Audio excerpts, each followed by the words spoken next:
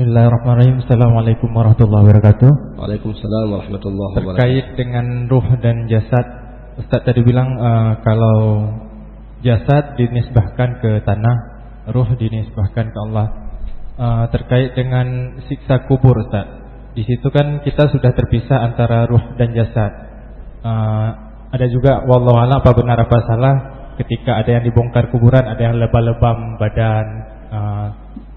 Apakah itu siksa kubur itu terasa kepada jasad aja atau juga kepada ruh? Bagaimana, Ustaz?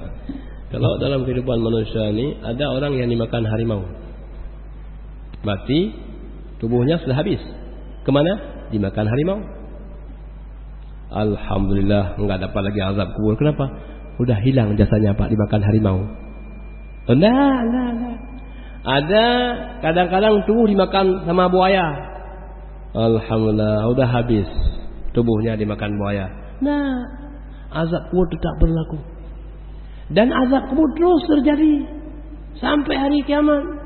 Sekarang jasad berapa lama bisa bertahan? Tidak tahu Pak, belum pernah. Kalau udah pernah. Tapi kira-kira katakanlah 5 bulan, 6 bulan. Setelah itu tetap yang nikmat kubur, yang azab kubur. Berarti yang merasakan azab kubur apa? Persoalan ruh. Jasad dah selesai. Kapan selesai? Inna lillahi wa inna ilaihi raji'un. Sudah. Kopi pancung tak perlu lagi. Sudah habis masa jasad tu. Nasi goreng tak perlu lagi. Habis. Sekarang tinggal makanan jiwa, makanan ruh.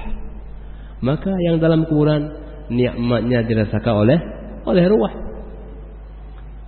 Andai kata kita malam ini tidur bersama orang mayat umpamanya, saya bilang, enggak datang malaikat pun saya tidur samanya udah 3 malam. Nah, beda.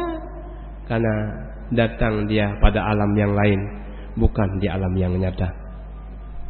Memang kuburan dengan kita dekat, tetapi mereka di alam dimensi yang lain. Nikmatnya nikmat yang lain.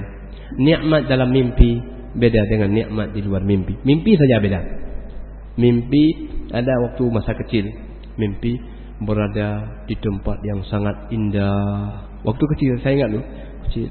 Kemudian ada pepohonan, ada air. Kemudian kencinglah dia. Kencing.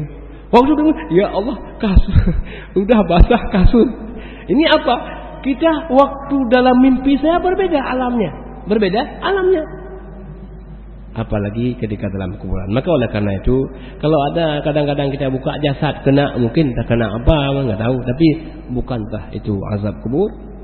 Jangan sampai kita bilang, "Oh, mah kena azab." Kenapa? Saya bongkar kubur, habis kena merah-merah sini. Bukan.